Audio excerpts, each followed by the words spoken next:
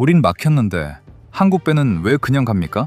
두바이 항구 한복판, 파산 직전까지 몰린 그리스 대형 해운사 3세의 절규가 텅 빈 부두를 울렸습니다. 전 세계 물류의 목줄, 호르무즈 해협을 틀어진 이란이 무시무시한 통행료 30억 원을 요구하며 백기를 막아버린 지 2달째였습니다. 미국 선박조차 청구를 피해 돌아가는 판국에 어째서 한국의 유조선들만 유유히 그 지옥의 바다를 무료로 통과하고 있는 것일까요? 세계 최대 강대국들도 쩔쩔매는 이란을 완벽하게 굴복시킨 대한민국의 진짜 저력은 과연 무엇이었을까요?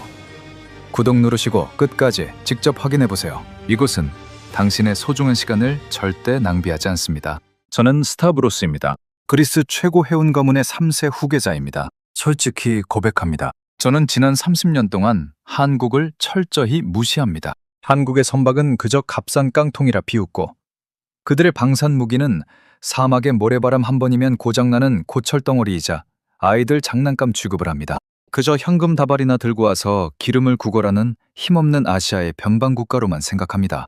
하지만 지금 두바이 항구 한복판에서 저는 피눈물을 흘리며 저의 끔찍한 오만함을 뼈저리게 후회하고 있습니다. 제가 벌레 보듯 얕잡아 보던 바로 그 대한민국이 지금 전 세계 물류의 지배자로 우뚝 서서 우리 유럽 해운사들의 생명줄을 쥐락펴락하고 있기 때문입니다. 두바이 크리크.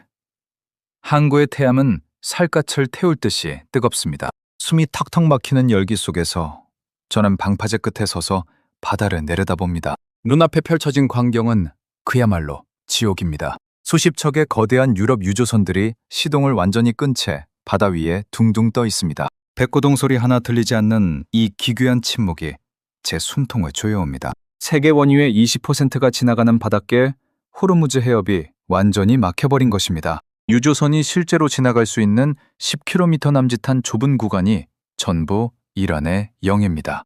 이란 혁명수비대가 그 바다의 문을 굳게 걸어 잠그고 우리를 향해 언제라도 발포할 준비를 하며 총구를 겨누고 있습니다. 배 한 척이 이 해협을 통과하려면 200만 달러, 우리 돈으로 무려 30억 원이라는 천문학적인 통행료를 내야 합니다. 한 달에 2번만 왕복해도 120억 원입니다. 이 미친 금액을 어떻게 감당합니까? 돈을 내지 못하면 아프리카 대륙을 빙 둘러서 가는 희망봉 우회 함로를 타야 합니다. 운임은 80%나 폭등하고 전쟁 위험으로 보험료는 7배가 치솟습니다. 배를 띄우면 띄울수록 수십억 원의 빚이 눈덩이처럼 불어나는 미친 구조입니다. 이미 80년 전통의 독일 노르트제 해운이 어제 비참하게 파산 신청을 합니다. 저희 그리스 대형 선주들도 줄도산의 공포에 덜덜 떨고 있습니다. 직원들의 월급은커녕 당장 배에 넣을 기름값도 구하지 못해 쩔쩔맵니다. 평생을 바다에서 굴리며온 우리 콧대 높은 유럽 해운 카르텔이 이란의 횡포 앞에서 속수무책으로 무너져 내리고 있습니다. 사무실로 돌아오니 전화통에 불이 납니다. 싱가포르 석유 트레이더, 런던의 보험사, 함부르크의 물류사 직원들이 제발 살려달라며 비명을 지릅니다.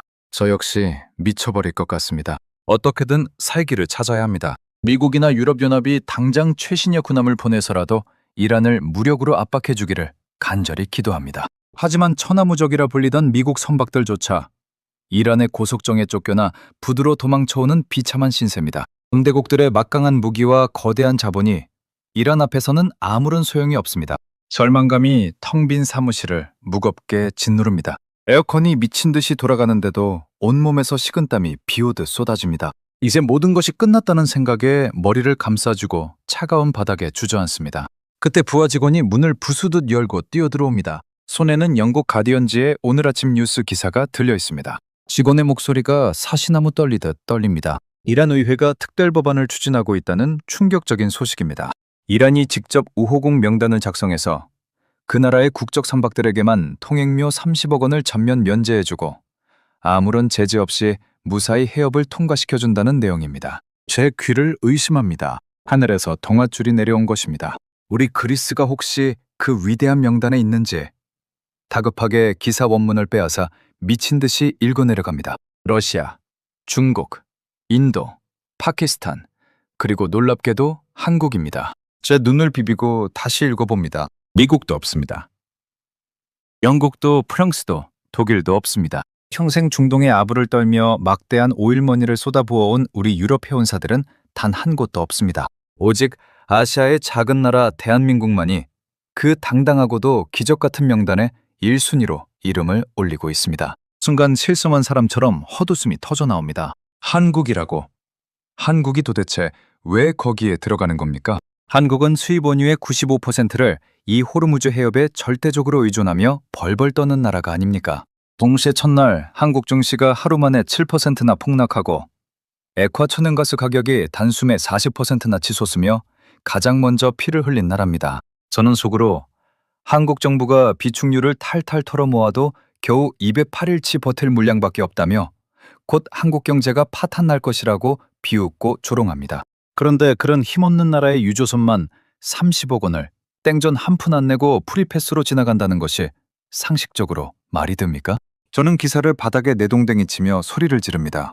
이건 새빨간 거짓말이야. 이란이 제정신이 아니고서야 미국도 유럽도 아닌 한국을 형제국가로 대우할 리가 없잖아.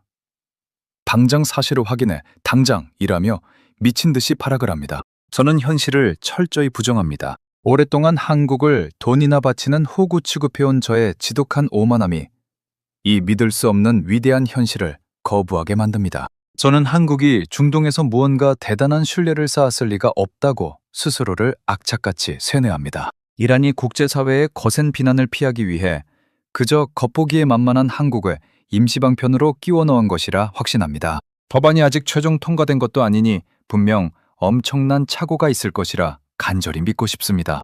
제 사무실 창밖으로 정박해 있는 수많은 유럽의 초대형 유조선들을 원망스럽게 바라봅니다. 저 거대한 철구조물들이 꼼짝도 못하고 붉은 녹이 슬며 썩어가고 있는데 저 멀리서 자랑스러운 태극기를 펄럭이는 한국 유조선만이 이란 영해를 향해 유유히 나아간다는 상상만으로도 피가 거꾸로 솟고 가문의 자존심이 산산조각납니다. 도저히 가만히 앉아 참을 수가 없습니다. 당장 내 두 눈으로 똑똑히 확인해야겠습니다. 뜬 소문과 찌라시에 흔들리는 나약한 유럽 3세의 모습을 보일 수는 없습니다.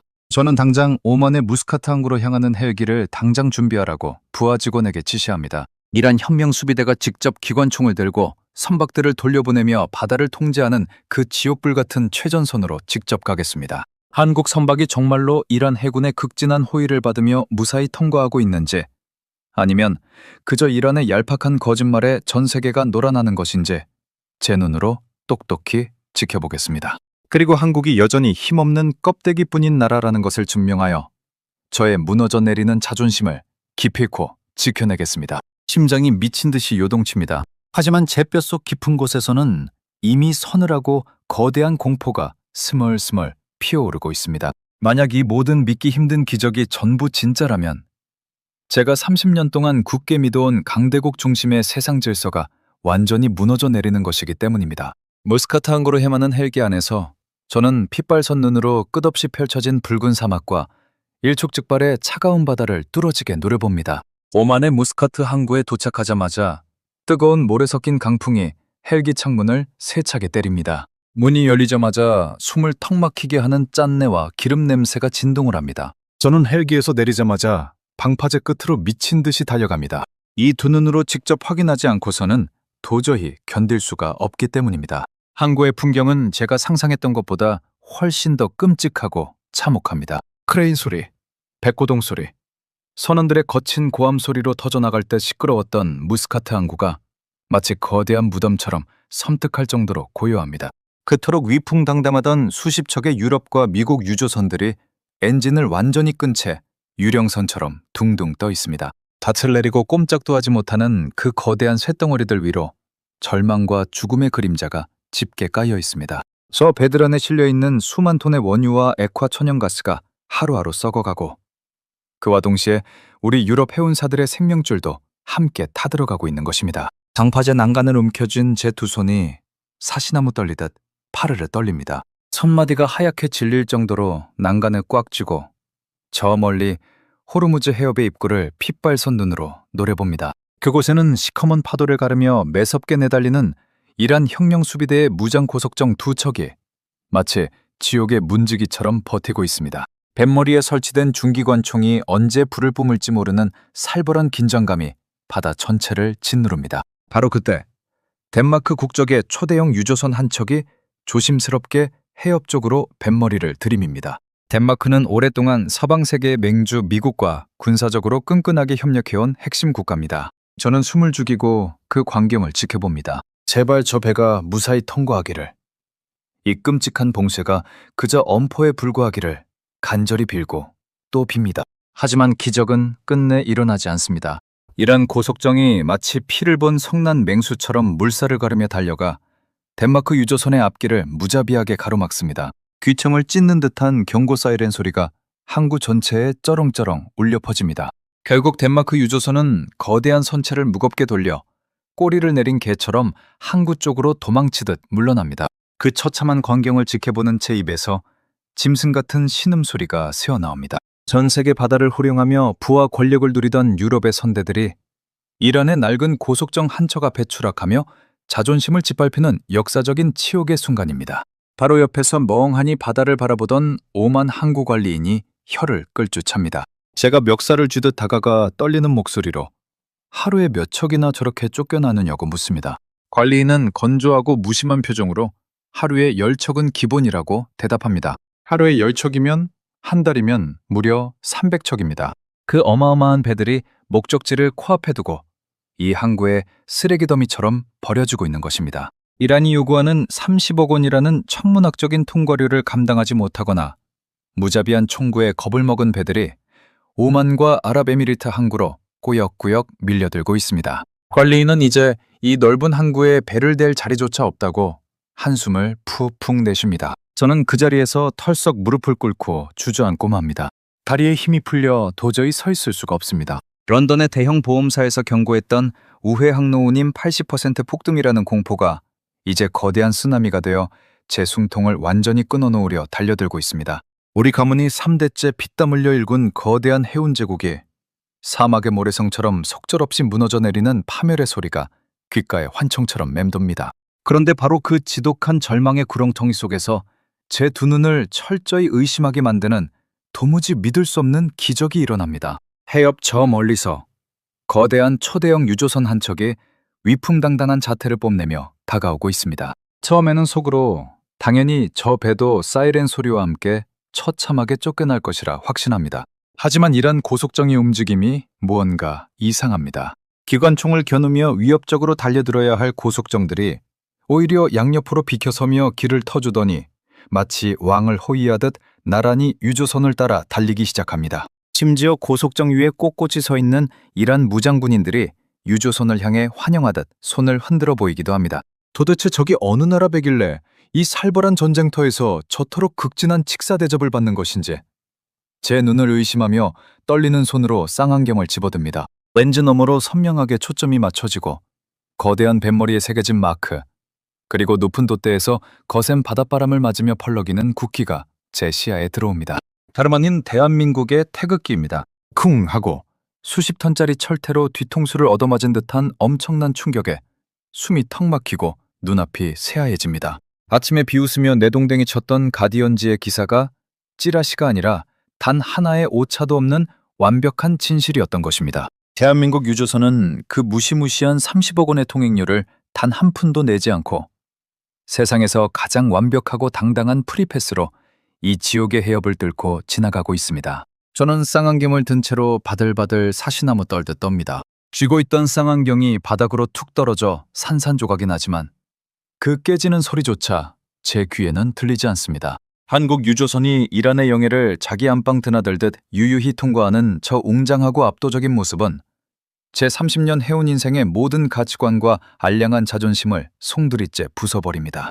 어떻게 이런 마법 같은 일이 현실에서 일어날 수 있단 말입니까? 세계 최강의 군사력을 자랑하는 제국의 심장, 미국조차 접근을 거부당하며 쫓겨나고 수백 년간 바다를 지배해온 자본의 정점, 유럽조차 30억 원의 통지서 앞에 무릎을 꿇으며 파산을 선언하고 있습니다.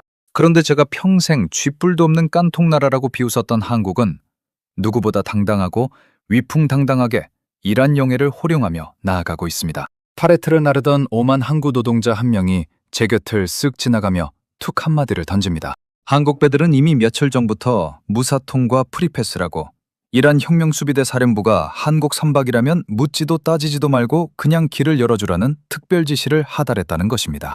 귓가에 삐 하는 날카로운 이명이 들리며 머릿속이 하얗게 타들어갑니다. 한국이 이란과 무슨 더러운 뒷거래를 한 것인지, 아니면 상상조차 할 수 없는 어마어마한 천문학적인 뇌물을 이란 국왕에게 몰래 바친 것인지, 온갖 비열한 상상력을 동원해보지만 도저히 이 어처구니 없는 상황을 논리적으로 설명할 길이 없습니다. 천궁 방공미사일 몇 대를 팔아치웠다고 콧대 높은 이란이 저렇게 굽실거리며 아부를 떨 리가 절대 없습니다. 최첨단 무기라면 돈의 환장한 프랑스나 독일도 아시아나 중동 국가들에게 얼마든지 팔아치우고 있기 때문입니다. 그렇다면 한국 정부가 굴욕적으로 이란의 최고 지도자에게 엎드려 빌기라도 한 것입니까? 아니면 서방 세계를 배신하고 미국의 등에 칼을 꽂으며 이란과 비밀 군사 동맹이라도 체결한 것입니까? 아무리 머리를 쥐어뜯고 악을 쓰며 부정해봐도 도무지 그럴듯한 해답이 나오지 않습니다. 하지만 그 수많은 혼란 속에서도 단 한 가지 뼈저린 진실만큼은 너무나도 잔혹하고 선명하게 제 심장을 후벼파고 있습니다. 지금 당장 저 악명 높은 호르무즈 해협을 단숨에 뚫고 지나가 전 세계 물류의 심장을 집어삼키는 유일한 최후의 승자는 대영 제국도 아니고 위대한 유럽 해운사도 아닌 바로 아시아의 작은 거인 대한민국이라는 사실입니다. 저는 부두의 차가운 시멘트 바닥에 완전히 엎드려 무너져 내리며 패배한 짐승처럼 서럽게 울부짖습니다. 이란의 무자비한 철권 통치 앞에서 유럽의 막대한 돈과 미국의 끔찍한 무기는 한낱 불쏘시개나 다름없는 휴지 조각에 불과했습니다. 그리고 그 절망의 바다 한가운데서 오직 대한민국의 자랑스러운 태극기만이 가장 강력한 생존의 부적이 되어 거센 해풍을 맞으며 찬란하게 휘날리고 있습니다. 도대체 한국은 제가 그들을 무시하며 콧대를 세우던 그 긴 세월 동안 척박한 중동 땅에서 무슨 거대한 철옹성을 쌓아 올린 것입니까? 제 온몸에 핏줄을 파고드는 지독하고 처절한 패배감과 그것을 압도하는 도무지 설명할 수 없는 경외감이 제 영혼에 사시나무 떨리듯 사정없이 뒤흔듭니다. 내일 당장 두바이 시내에서 열리는 대규모 에너지 행사에 무작정 찾아가 기필코 그 숨겨진 해답을 알아내고야 말겠습니다.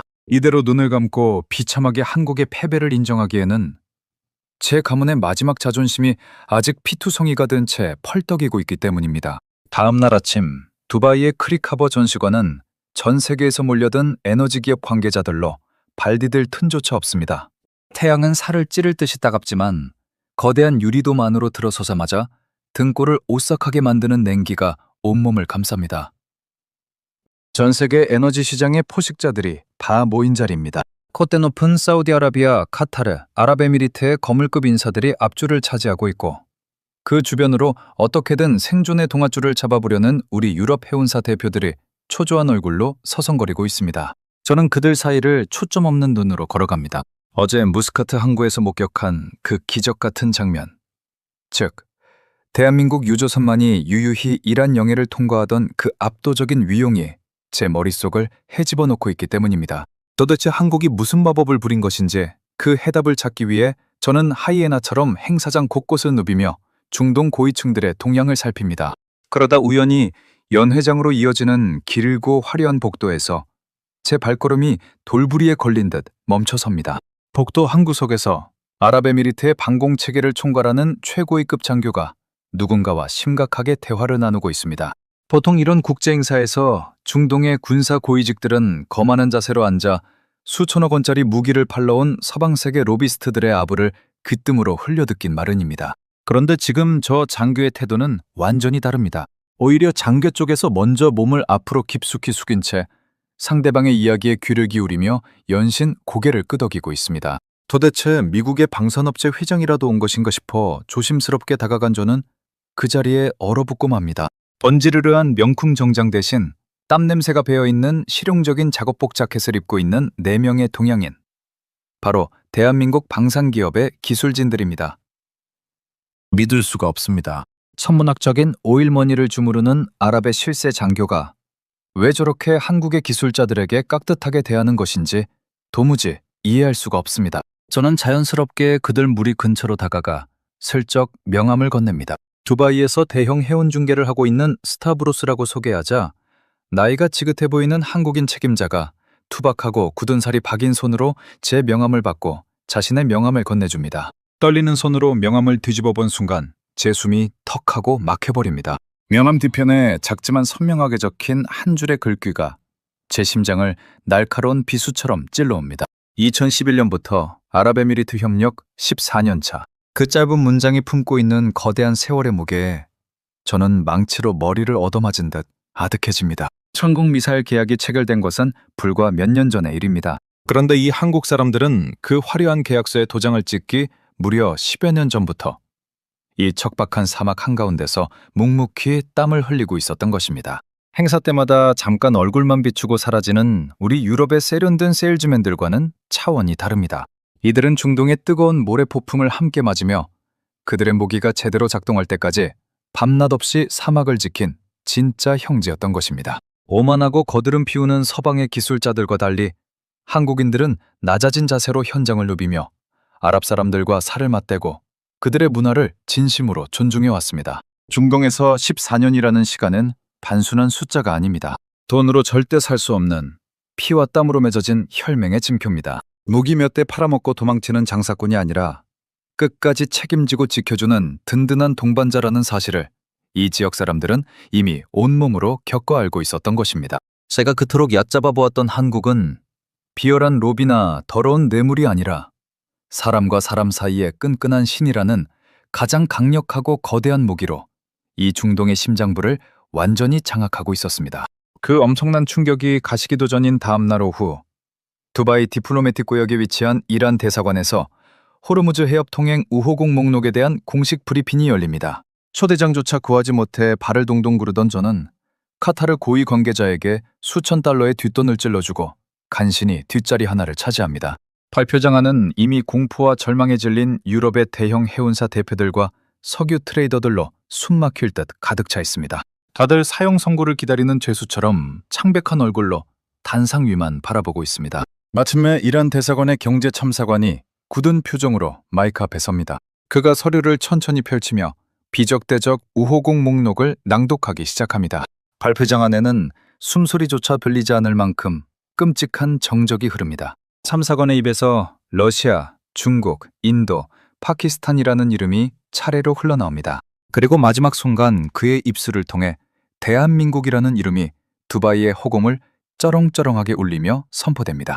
이 5나라의 국적 유조선은 호르무즈 해협 통행료 30억 원을 전면 면제받으며 그 어떤 군사적 위협이나 검문 없이 최우선 통행을 절대적으로 보장받는다는 선언입니다. 발표가 끝나는 순간 장내 곳곳에서 유럽 해운사 대표들의 처절한 탄식과 비명이 터져나옵니다. 제 옆자리에 앉은 영국의 거물급 해운사 회장은 핏기가 싹 가신 얼굴로 넥타이를 쥐어뜯으며 헛구역질을 해댑니다.